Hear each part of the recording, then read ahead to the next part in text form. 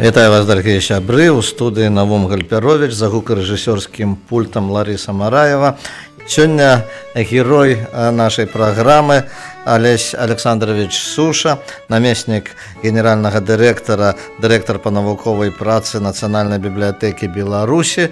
І сёння мы гаворым пра тое, што робіцца ў нашым храме галоўным бібліятэчным.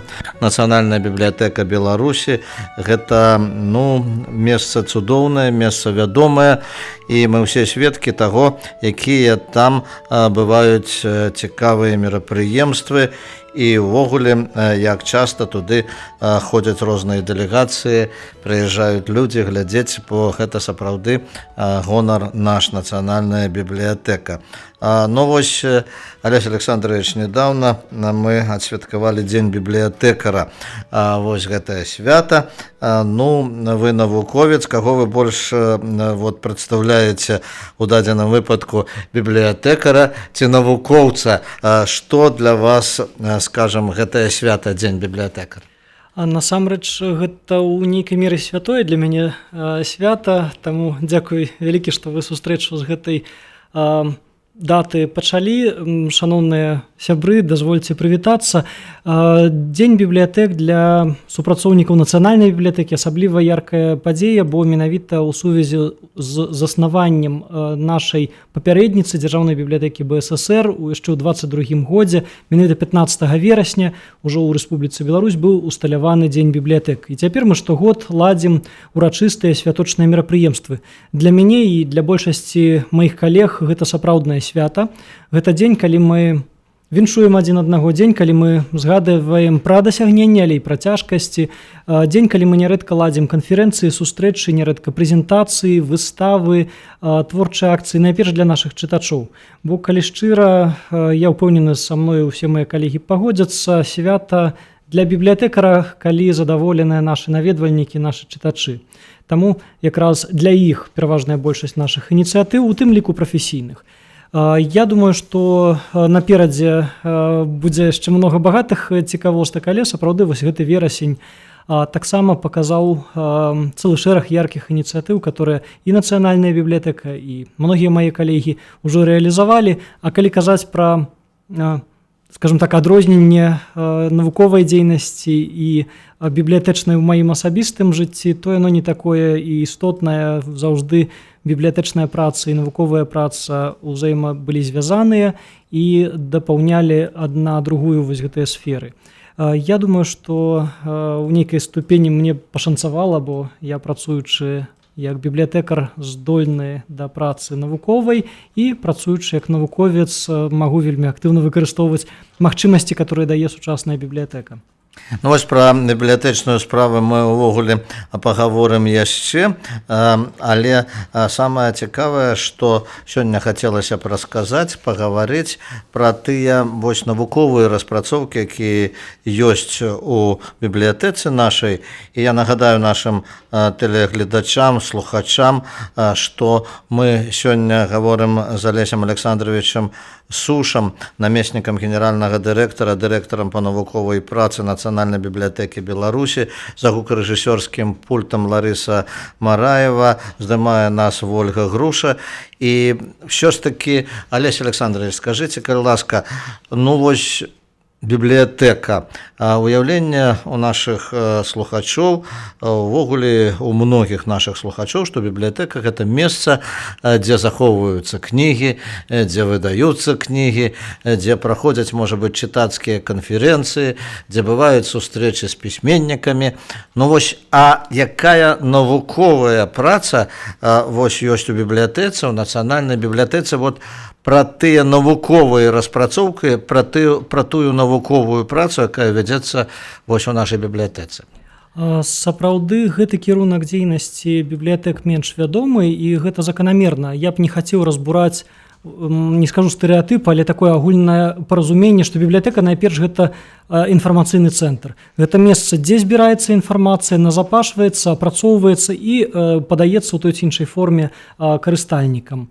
Найчасцей, канешне, гаворка ідзе пра кнігі, часопісы, газеты, которые захоўваюцца ў бібліятэках і заўжды адкрытыя для любой катэгорыі наведвальнікаў. Усё ж, канешне, сучасная бібліятэка вельмі моцна змянілася і праз з'яўленне электронных рэсурсаў, праз сваю сацыякультурную актыўнасць, але ў той жа час некаторыя бібліятэкі з'яўляюцца і навуковымі структурамі. Па-першае, ёсць бібліятэкі менавіта навуковага характару. Напрыклад, у структуры Нацыянальнай акадэміі навук ёсць свае бібліятэкі, которые працуюць менавіта як навукова-даследчыя інстытуты. Яны не толькі інфармацыйна забяспечваюць супрацоўнікаў акадэміі навук і іншых наведвальнікаў, але і самі займаюцца навуковай працаю. Калі казаць пра нацыянальную бібліятэку, то ад самага пачатку свайго ўзнікнення яна была такім навуковым цэнтрам. Па-першае, яна была каардынацыйным метадычным, то есть галоўная бібліятэка краіны, которая курыруе, метадычна каардынуе усе бібліятэкі нашай рэспублікі. І для таго, каб гэту функцыю выконваць, яна мусіла проста займацца і навуковымі даследаваннямі, вывучаць сферу бібліятэчнай справы, сферу кніжнай культуры і некаторыя сумежныя іншыя сферы. Так было ад самага пачатку і, натуральна, тое сёе мянялася, тым не менш, гэты навуковы статус ён захоўваўся. У нас у структуры бібліятэкі заўжды былі навуковыя аддзелы. Сёння гэта 3 навукова-даследчыя аддзелы ў нацыянальнай бібліятэцы. Яны збольшага маюць, конечно, практычныя задачы, і тым не менш яны вядуць і навуковую працу. У 2014 годзе, калі я не памыляюся, бо сам, здавалася б, гэтым займаўся і мушу памятаць, мы прайшлі асобна нават спецыяльную акрэдытацыю як установа навукова-даследчага характару. То есть на сёння мы маем акрэдытацыю навукова-даследчай установы. То есть мы вось гэты статус афіцыйна маем. Нароўні з, напрыклад, інстытутам фізікі ці інстытутам гісторыі Нацыянальнай акадэміі навук Беларусі, мы таксама з'яўляемся навукова-даследчай інстытуцыяй. Што мы робім як навуковы цэнтр? Па-першае, гэта, канешне, такія, назовем, навукова-метадычныя, навукова-практычныя задачы ў сферы бібліятэказнаўства. І, адпаведна, навукова-даследчы аддзел бібліятэказнаўства ў нас маецца. Гэты аддзел займаецца ў першую чаргу даследаваннямі, звязанымі з гісторыяй бібліятэчнай справы, а найперш з практыкай і тэорыяй сучаснай і нават будучай у сферы бібліятэчнай дзейнасці. Тут, скажем так, аналізуецца сфера, колькі ў нас бібліятэк, чым яны займаюцца, як мяняецца іх структура, ці больш, ці менш іх становіцца. Тут распрацоўваюцца метадычныя рэкамендацыі па аптымізацыі дзейнасці бібліятэк, па іх інфарматызацыі, па актуалізацыі і, скажем так, прапагандзе работы з дзеткамі ці, напрыклад, краязнаўчай працы бібліятэк і гэтак далей. Вось гэты аддзел займаецца і распрацоўкай дакументаў, нарматыўна-прававых актаў, законаў. Напрыклад, я быў і ў рабочай групе па распрацоўцы Кодекса Рэспублікі Беларусь аб культуры і іншых. Гэтая праца ўся абавязкова рэалізуецца якраз сіламі саміх бібліятэкараў ці з іх удзелам.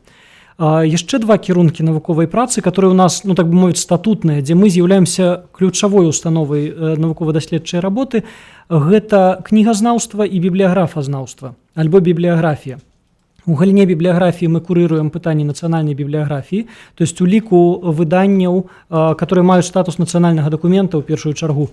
То есть мы улічваем беларускія выданні, которые побачылі свет у Беларусі ў розны час, которые былі створаныя беларускімі аўтарамі, але публікаваныя за мяжою, которые прысвечаны Беларусі, але выйшлі за мяжою, выйшлі па-беларуску, але за мяжою і гэтак далей. Тое ўсё, што мы можам залічыць да катэгорыі нацыянальнага беларускага дакументу. І, адпаведна, навукова-даследчыя работы ў вывучэнні вось гэтага нацыянальнага дакументу таксама ў нас адбываюцца, праводзяцца рэгулярна кожны год. І трэці кірунак, который сёння, можа быць, самы прэзентабельны з пункту гледжання падачы, гэта кнігазнаўчыя даследаванні. Усё, што мы чуем сёння пра факсімільныя выданні, пра вывучэнне асобных кніжных помнікаў, правядзенне канферэнцый, прысвечаных пэўным кнігазборам, напрыклад, Радзівілаўскаму ці Сапегаваму, ці Храптовічаў бібліятэка, альбо асобным нават кніжным помнікам, як Берасцейская Біблія ці выданні Скарыны, усё гэта кнігазнаўчыя даследаванні, якія ўжо дзесяцігоддзямі адбываюцца на базе нацыянальнай бібліятэкі.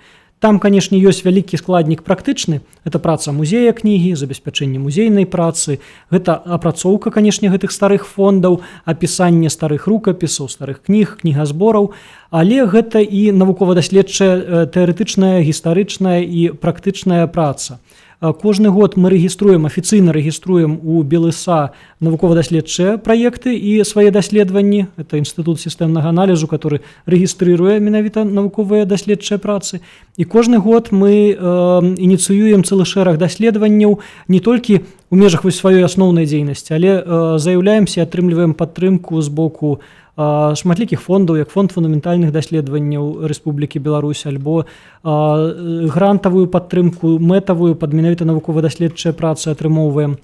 Мы вельмі актыўна працуем з нашымі партнёрамі і спонсарамі, і нярэдка менавіта на навукова-даследчыя працы знаходзім дадатковае фінансаванне, за кошт якога мы запрашаем да супрацы прадстаўнікоў іншых арганізацый. І ў выніку мы пачынаем становіцца такімі каардынатарамі. Вось у сферы, напрыклад, бібліятэказнаўства, бібліяграфіі і кнігазнаўства мы сталі фактычна такім каардынатарам, які здольны арганізаваць намаганні прадстаўнікоў розных абсалютна устаноў для навуковага асэнсавання вось таго ці іншага феномену. Я думаю, што гэта яшчэ перспектыўна і дасць свой вынік. У прынцыпе, пра многія тыя вынікі шмат хто ўжо чуў на канферэнцыях, у тым ліку тых, што мы ладзім. Вось хутка адбудзецца чарговы міжнародны кангрэс бібліятэка як феномен культуры, вот такая штогадовая вялікая канферэнцыя. Альбо можна згадаць міжнародныя кнігазнаўчыя чытанні. У гэтым годзе яны былі прысвечаны юбілею Жыровіцкага манастыра. Можна згадаць шматлікія выдавецкія праекты, той жа скарынаўскі праект, першы буквар, берасцейскую біблію, многія яркія выставачныя праекты і многія іншыя. Гэта ўсё вынік менавіта такой грунтоўнай, фундаментальнай навуковай працы. Ну што ж, гэта вельмі цікава. І вось я нагадаю нашим слухачам, што гутарым мы з Алесем Александровичем Сушам, намеснікам генеральнага дырэктара, дырэктарам па навуковай працы Нацыянальнай бібліятэкі Беларусі. І вы можаце нашу гутарку яшчэ пабачыць у Ютубе і у сацыяльных сетках. Вольга Груша якраз вот здымае нас зараз, і вы гэтую гутарку можаце пабачыць, звярнуцца да яе. І вось, Алесь Александрович, вы сказалі такую фразу, што вот будзе канферэнцыя, міжнародная канферэнцыя бібліятэка як феномен культуры. Я разумею, што, канешне, калі цэлая канферэнцыя будзе вырашаць гэтае пытанне бібліятэка як феномен культуры, то двумя сказамі ўсё-такі гэта растлумачыць цяжка, але ўсё-такі чаму бібліятэка феномен культуры?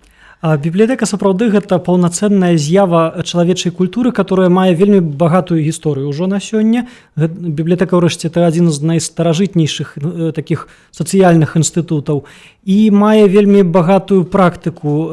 Насамрэч, бібліятэка сёння стала паўнацэнным гульцом ва ўсіх сацыяльных працэсах. Яна ўдзельнічае ў працэсах фарміравання культурнай спадчыны, яе назапашванні, зберагання і перадачы традыцый між пакаленнямі, між людзьмі ў часе і прасторы.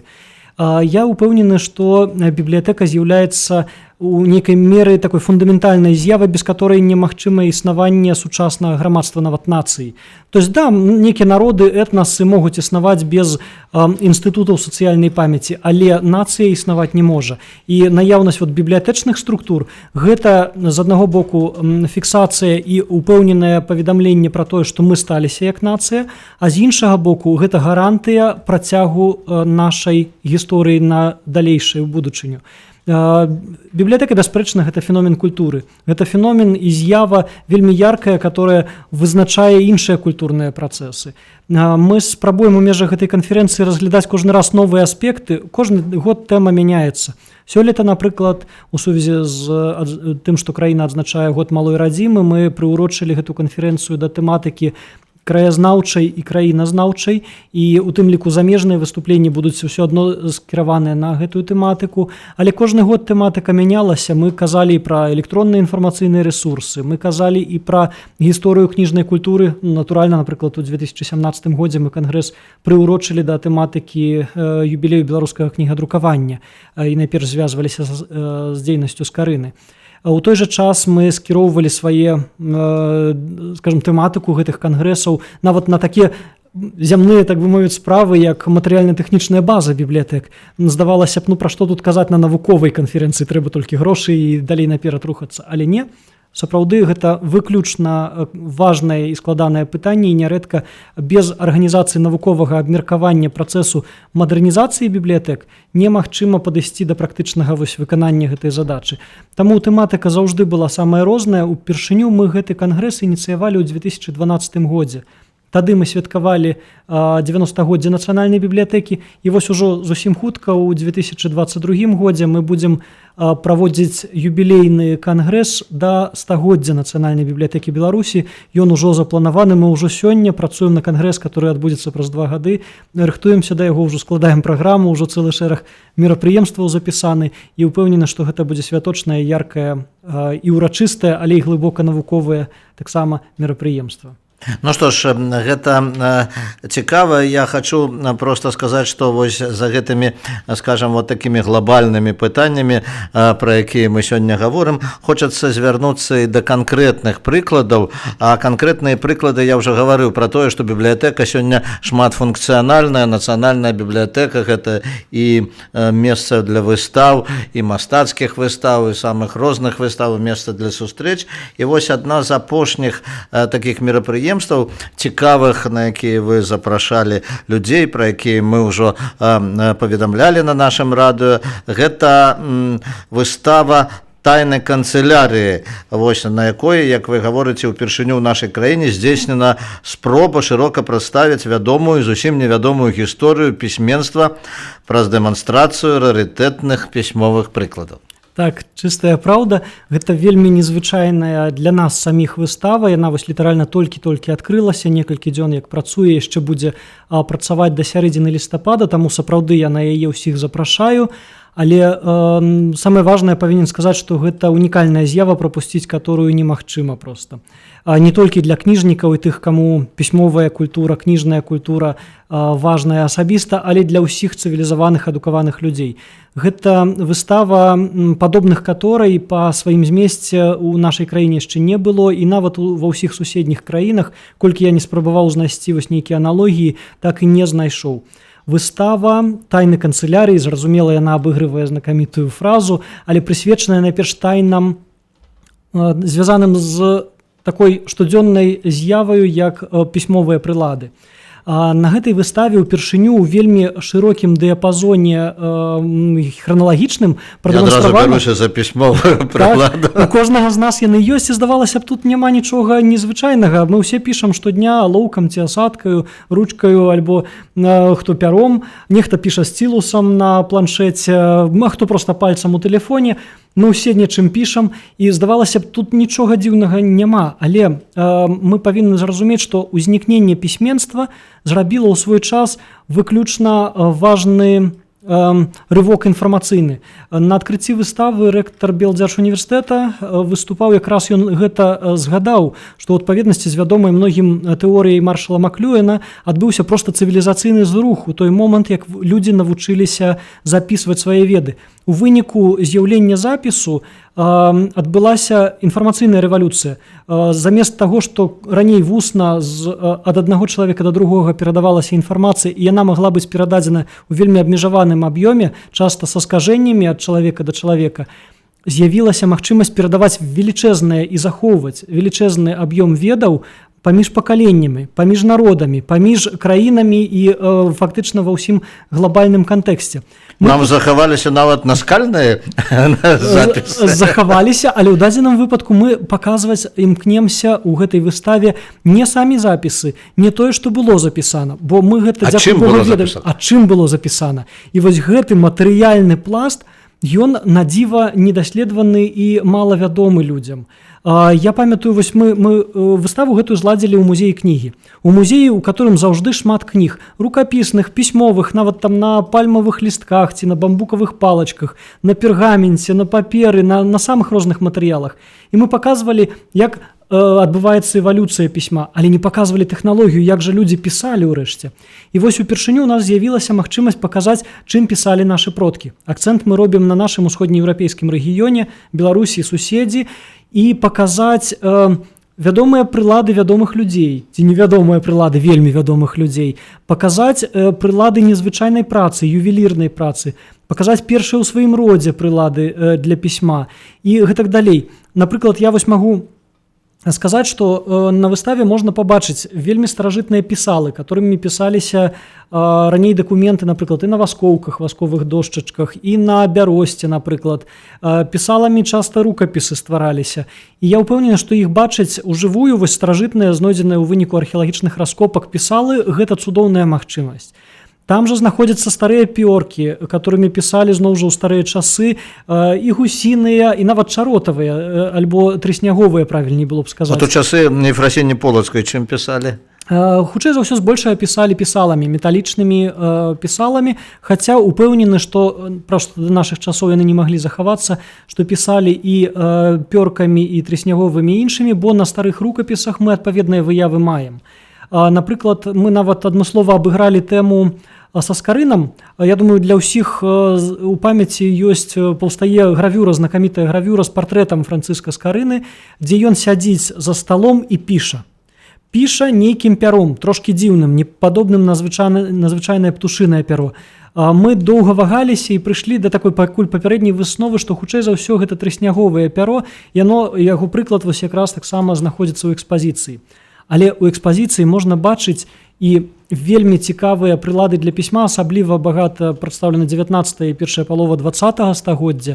Гэта самыя першыя ў свеце алоўкі, механічныя і старыя, першыя гумкі, которымі сціралі, першыя асадкі ўжо з аўтаматычнай запраўкай чарнілаў, напрыклад, і гэтак далей. Уся эвалюцыя працэсу пісьма, вельмі прыгожыя пісьмовыя прылады для пісьма, звязаныя ў тым ліку з вядомымі асобамі, ад зноў жа даўніх часоў, звязаныя там ёсць сувязі з сям'ёю Касцюшкаў, Манюшкаў, Радзівілаў і далёкіх іншых дзеячаў, альбо нават больш сучасных, як, напрыклад, маршал Цімашэнка. Вось яго прылады, пісьмовыя прыборы вагою каля 9 кілаграмаў, вось таксама прадстаўленыя на гэтай выставе. Там была пёрка, ручка, так?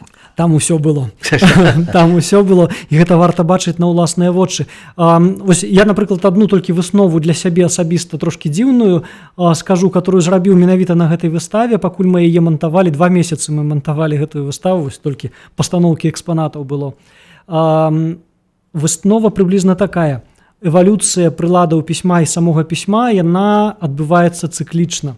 І можна прыгадаць, спачатку людзі пісалі, чым маглі, пісалі пальцам, на скалах, на пяску, на чым іншым. Потым з'явіліся нейкія першыя прылады, палкі, тая ж палка-пісалка разам з палкай-капалкаю. У далейшым пачалі з'яўляцца адмысловыя пісалы, ўжо больш дасканалыя прыборы, як стілус ці стіло, которымі запісваліся на васкоўках, на іншых носьбітах тэксты. Потым з'явілася пяро, потым з'явілася асадка. Але што пайшло далей? Ужо ў наш час многія адукаваныя людзі пачалі зноў вяртацца да пяра, бо пісаць прыгожа ім. Яно выглядае вельмі дасканалым пісьмо пяром. Вяртаюцца многія да пёравых асадак. У далейшым з'явіліся зноў стілусы, палкі-пісалкі, на планшетах імі пачалі пісаць, і цяпер мы зноў пішам пальцам у тэлефоне ці на планшеце. То есть вот гэта эвалюцыя замкнулася, ўсё вярнулася назад. Я не ведаю, наколькі... на скалах мы яшчэ не пішам. На сцяне пішам. Часам кажуць жа, пакінуў запіс на сцяне ў Фейсбуку ці... Самае галоўнае, каб гэты надпіс быў прыстойны, таму што вот недавно была інфармацыя, што нават на Калізеі нехта зрабіў надпіс, і за гэта пакаранне было. Ва ўсе часы розныя запісы рабіліся, і ў часы старажытныя, колькі б мы іх не ўзносілі, як часы духоўнасці, на Спаса-Ефрасініўскім манастыры, у Спасаўскай царкве, як вы ведаеце, вельмі багата надпісаў кшталту «Тут быў Вася», розных часоў ад старажытнасці і ажно да сярэдзіны 16 стагоддзя ўсё спісана і кірылічнымі запісамі, і пазнейшымі лацінскімі, гэта таксама. Гэта, конечно, калі старадаўні надпіс, так ён яшчэ выклікае нейкую ўжо навуковую цікавасць. Скажыце, вось, конечно, гэтая выстава, я думаю, яна яшчэ будзе працаваць, і нашы слухачы, напэўна, ўсё-такі зацікавяцца, гэта сапраўды паглядзяць. Дарэчы, па-мойму, наколькі я ведаю, Ліхадзедаў, адзін, так сказаць, з тых, хто прадставіў гэтыя экспанаты, гэта мой земляк з Полацка, так што вот ну мы пэўна з ім у адзін час, так сказаць, у Полацку былі, і я памятаю, што я пачаў пісаць у школе пёркам, ну я не памятаю, нумар 5, оно там называлася, былі пад рознымі нумарамі. Я думаю, вы знойдзеце акурат той самы варыянт пера, которым вы пісалі. У экспазіцыі вось якраз 20е стагоддзе прадстаўлена вельмі багатым выбарам самых розных вытворцаў, і беларускія, канешне, асабліва барысаўскія, іншыя шырока вельмі прадэманстраваныя. Дарэчы, это вельмі цяжка было спачатку пісаць, это трэба было апусціць, так сказаць, у чарнільніцу, значыць, гэтая пёрка, і можна было кляксу паставіць, калі надта націснуў, значыць, а вы з чаго пачыналі пісаць? Ужо аўтаматычнай, не? Я пачынаў ужо аўтаматычнай, хаця ў дзяцінстве прасіў, бо бацька мне ўвесь час расказваў, што нас вучылі пяром, і толькі пяром, бо толькі так можна было навучыцца, як лічылася, прыгожа пісаць. Я прасіў паказаць мне як жа, але нягледзячы на тое, што мы ўжо пісалі аўтаматычнай ручкай, нас усё адно прымушалі карыстацца прамакашкай, хаця ўжо на той час карысці не было. Так, ну, старыя методычкі працавалі ўсё яшчэ шмат дзесяцігоддзяў пасля адмены пера, відаць, гэтым можна патлумачыць. І тым не менш, канешне, для мяне заўжды было загадкаю. Я проста бачу, як на выставе загараюцца вочы ў дзяцей, калі яны бачылі, ну, нават друкарскую машынку, которая для мяне ў дзяцінстве была абсалютна натуральнай, нават і ў юнацкім узросце шмат яшчэ рабілася. Яны ніяк не маглі ўсё зразумець, што это за стары тып кампутара ці што это такое. Ось, і тым больш, калі мы пачалі паказваць пяро, як ім пісаць. І вы ведаеце, мы вот і з Уладзімірам Ліхадзедавым сапраўды ў пераважнай большасці мы арыентаваліся на выкарыстанне яго калекцыі і ўпершыню стараліся яе вельмі шырока паказаць. Мы прадумалі цэлы шэраг мерапрыемстваў, і наперадзе будзе многа цікавага. Не толькі выстава сама па сабе, але будуць навуковыя сустрэчы ў межах гэтай выставы, будуць майстар-класы каліграфаў, якія будуць вучыць пісаць пяром і паказваць, як яны гэта ўмеюць. Будуць заняткі з дзеткамі, і я запрашаю ўсіх ахвотных да гэтага далучацца. Да нас цэлыя школы запісваюцца вось ужо сёння на адпаведныя заняткі, которые мы праводзім для школьнікаў розных узростаў. Пад гэта арыентуемся менавіта з тым, каб на практыцы дзеці адчулі подых вось той эпохі, адчулі, як жа тое было, як з'яўлялася пісьменства на нашых землях, як яно развівалася, як мы дайшлі да таго, што маем. Гэта, упэўнены, надзвычай цікавы досвед, значна больш карысны, чым пра гэта расказваць проста на словах. І я ўпэўнены, гэта унікальная магчымасць. Іншай такой не будзе. Я думаю, што і Ларысе, і Вользе, напэўна, цікава было б глянуць, якая была экіпіроўка у першакласніка у тыя 70-е гады, што чарнільніцу трэба было з сабой насіць у партфелі, і ручкі у пенале, і, значыць, прыходзіш у школу, і гэтую чарнільніцу ставіш, там спецыяльная была, так сказаць, для чарнільніцы у парце, і вось макаць у чарнілы і пісаць. Канешне, вось, я думаю, што вось гісторыя пісьменства ў дадзеным выпадку гэта таксама цікава, як усё тое, што цікава, што выпрацавала чалавецтва, і тая матэрыяльная культура, якая ёсць, якая засталася. Але вернемся ўсё-такі, калі вот так усё вяртаецца, вы гаворыце па спіралі, так што вот калі гаварыць пра гэтую спіраль, вернемся ўсё-такі да бібліятэкі, таму што вось выстава гэта цікава, і сапраўды гэта ёсць што паглядзець. А вось бібліятэка і навуковая яе дзейнасць, і своеасаблівасць бібліятэкі.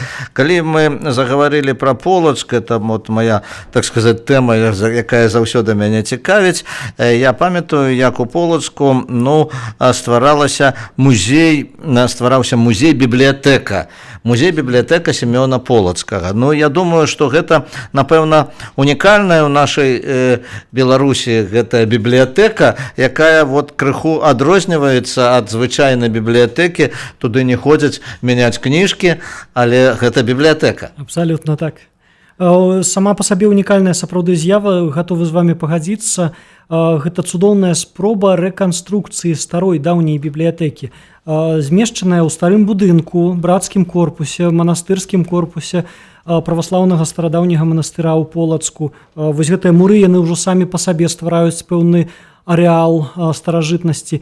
І ідэя аднаўлення бібліятэкі, яна надзвычай цікавая. У некай ступені можа быць спрэчная. Я памятаю тыя дыскусіі, ўжо постфактум да іх далучыўся, якія адбываліся пры стварэнні гэтай бібліятэкі, калі розныя праекты праглядаліся, аналізаваліся, і акцэнт быў зроблены на такой даволі тыповай еўрапейскай бібліятэцы, што заканамерна ў значнай меры, хаця дадатковых і дастатковых, можа быць, нават доказаў існавання вось менавіта такой бібліятэкі ў Полацку, да, ва ўсходняй Еўропе ўсё-такі так. І тым не менш, гэта вельмі цікавы досвед, і я вельмі рады, што гэтая бібліятэка працуе і як бібліятэка. Не толькі як музей, куды збольшага прыходзяць менавіта, каб наведаць экспазіцыю, каб паглядзець і дазнацца нешта пра Сімеона Полацкага, пра яго час, пра яго спадчыну, але яна працуе і як бібліятэка.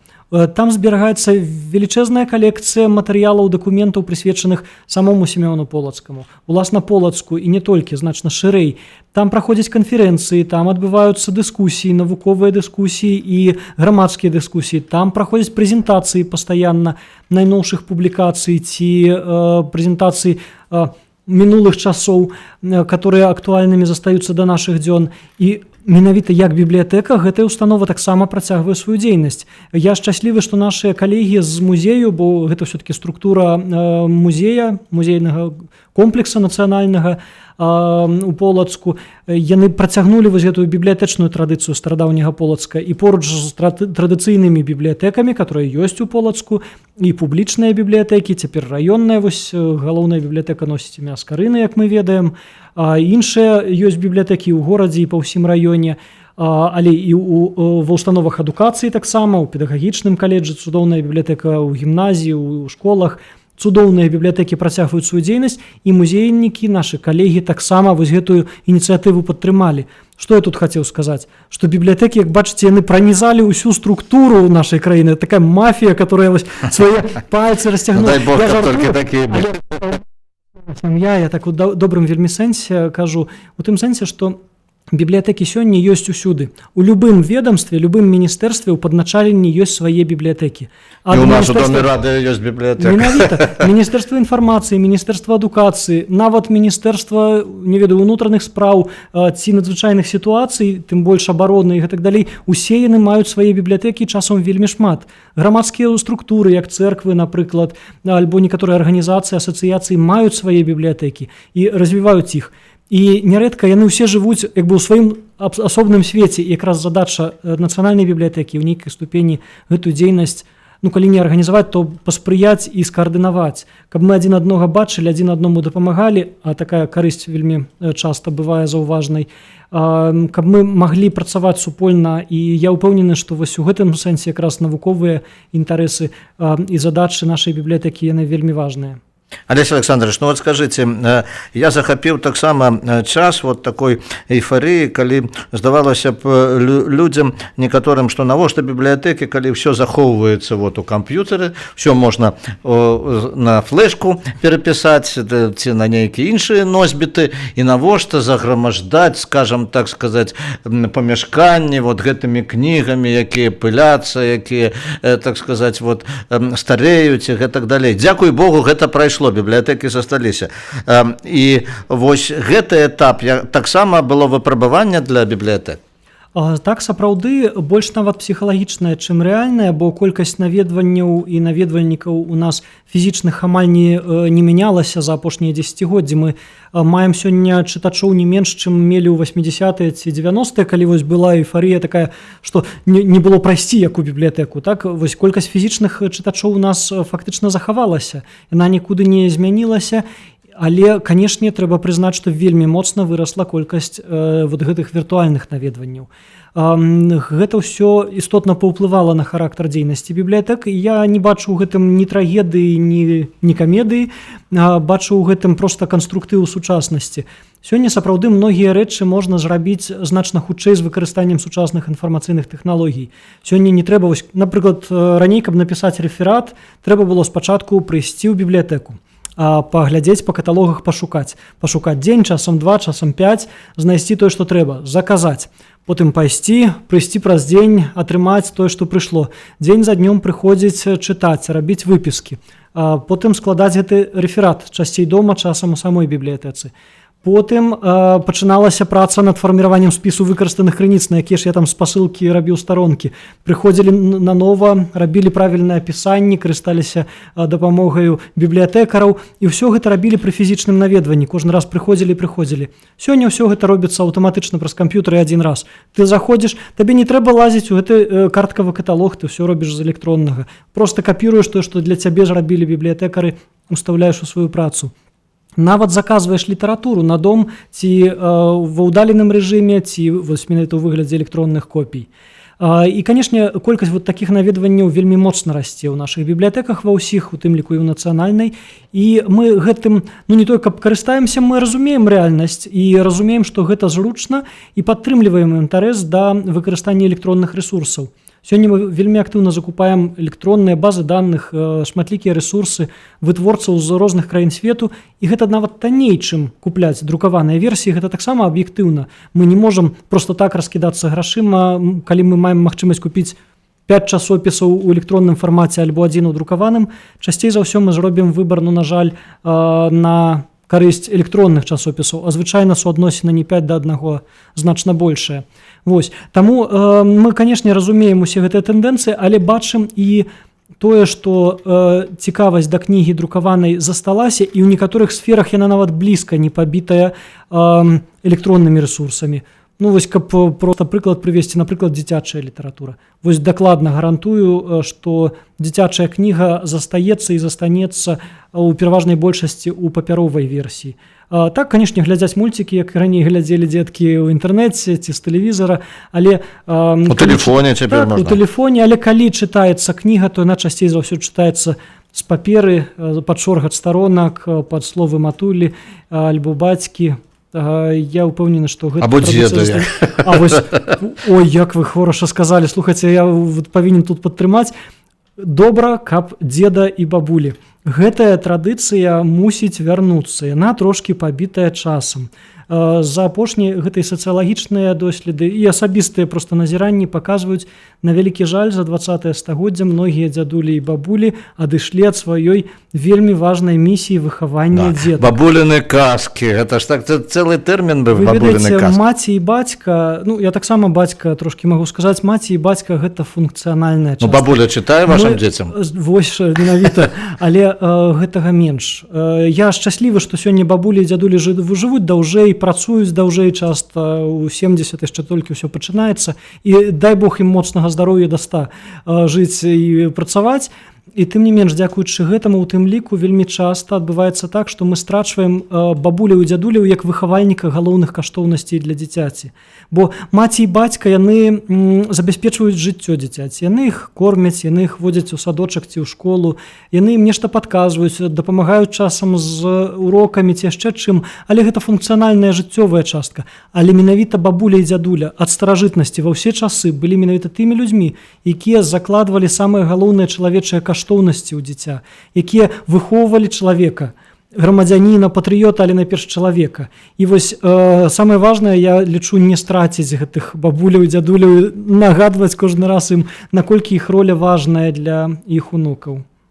Ну што ж, дзякуй. Я хачу яшчэ адну закрануць такую тут тэму, калі вы гаварылі пра тое, што вось выгада, скажам, закупаць зноў жа электронныя варыянты і гэтак далей. Ну, не дай Бог, канешне, але ўявіць сабе, што вот раптам, так сказаць, сапсавалася. Вот у мяне учора сапсаваўся мой ноутбук. Я вот цісну кнопку, ён не ўключаецца.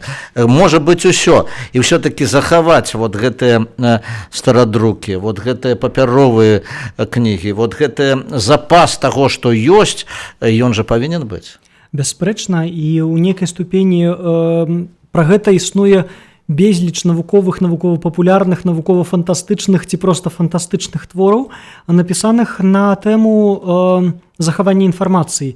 Захавання інфармацыі ў выніку тэхнагеннай катастрофы, да прыкладу. Так, пра гэта шмат разваг, і ў тым ліку навуковых існуе. З гэтай мэтаю робіцца рэзерваванне, самае рознае вельмі часта. З важнага трэба сказаць, па-першае, што назапашаны чалавецтвам досвед, ён у любым выпадку захоўваецца.